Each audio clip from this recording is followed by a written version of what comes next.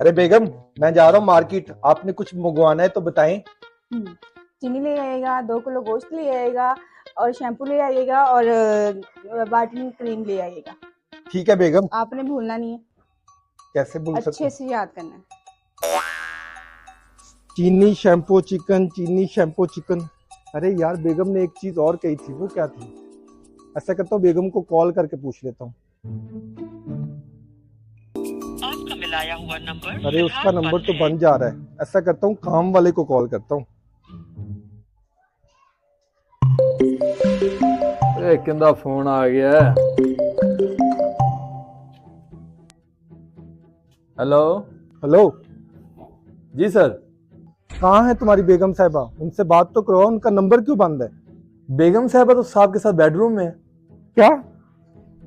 किसी और के साथ?